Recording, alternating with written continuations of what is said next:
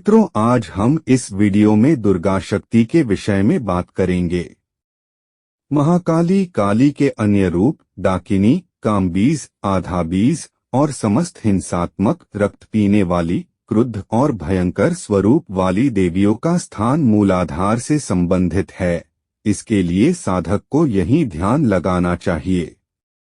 पूजा चक्र का स्वरूप महाकाली पूजा चक्र जैसा ही होता है। केवल दिशा, मंत्र, ध्यान, स्वरूप, पूजा एवं नैवेद्य की सामग्रियों में कुछ अंतर आ जाता है।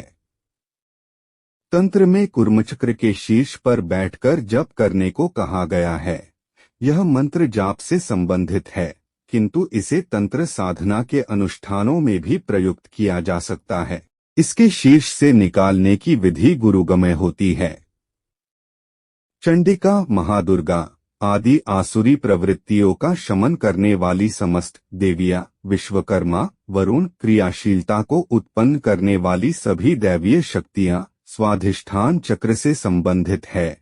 इनके लिए यहाँ ध्यान लगाना चाहिए। इसके लिए भी महाकाली में वर्णित क्रम उत्तम है, या श्री चक्र में मंत्र लिखकर इनकी शक्ति सिद्धि की जा सकती है।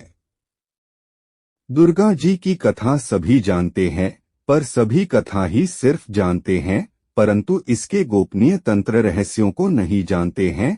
यहाँ तक कि कुछ साधकों को यह ज्ञान है कि महिषासुर कौन है। मूलाधार की डाकिनी महाशक्ति है। इसके बल की कोई सीमा नहीं है, और जब यह बलशाली होती है तो इसकी तीव्र गहरी शक्तिधारा सभी देवी देवताओं, सभी चक्र शक्तियों को अपने साथ बहने पर विवश कर देती है।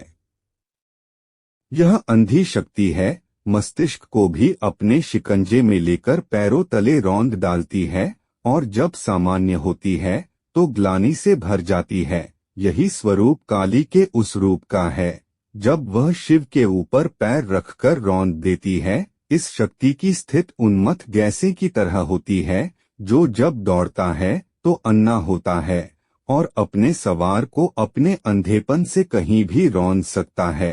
काम, क्रोध, हिंसा, विभत्सता में फंसे प्राणी मात्र की स्थिति यही होती है। इसलिए 8 भैरव इस डाकिनी के पुत्र या सेनापति कहे गए हैं। इस भैंसे की प्रवृत्ति, इस महिषासुर की शक्ति के सामने सभी शक्तियां त्राहिमाम करती है। भाव, विशुद्ध चक्र, प्राण, अनाहत चक्र, ज्ञान, विवेक, सहस्त्रार चक्र, मानसिक शक्ति, आज्ञा चक्र, अस्तित्व, मणिपुर चक्र, सभी इसकी शक्तियों में बंध कर पागल हो जाते हैं, और यह स्थिति महानर्थ की होती है। यह शरीर के रक्त, मांस, आयु का भक्षण करती है और रक्तबीज काम को नष्ट कर देती है। जब वह उत्पन्न इसी से होता है, यह उसे भी नष्ट कर देती है। इस प्रवृत्ति, इसी शक्ति को महिषासुर कहा गया है। यह एक आवश्यक शक्ति है जो रक्षा, प्रतिक्रिया, सृजन और आधार को निर्मित करती है, पर जब यह बढ़ जाती है तो यह दिव्य शक्ति विकराल रूप धारण कर लेती है।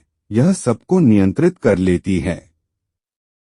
इसका शमन एक ही प्रकार से हो सकता है, वह यह कि इस महिषासुर का वध हो जाए, और साधना विधि से इसका वध किया जाता है, और इसमें दुर्गा जी की सहायता ली जाती है। साधक इस मूलाधार की शक्ति को दुर्गा जी का ध्यान करके ऊर्ध्वगामी बनाकर स्वाधिष्ठान के मूल में पहुंचा देता है। यही क्रिया कुंडलिनी में भी की जाती है। यहाँ मूल में जाते ही यह शक्ति दुर्गा शक्ति में बदल जाती है। यही है महिषासुर वध है, और इसे सत्य समझना चाहिए। सामान्य लोगों को समझाने के लिए रूपक कथा कही गई है। उसमें भटकने से साधक भ्रमपूर्ण स्थिति में पहुंच जाता है। दुर्गा जी का प्रत्यक्ष करके भी उसे वास्तविक दुर्गा जी के दर्शन तक नहीं होते। उसी की भावमूर्ति गहन एकाग्रता से उसको प्रत्यक्ष होने लगती है। यद्यपि यह एक उच्च कोटि की सिद्धि है, पर इसे चंडिका के स्वरूप की सिद्धि कहा जा सकता है, चंडिका सिद्धि नहीं।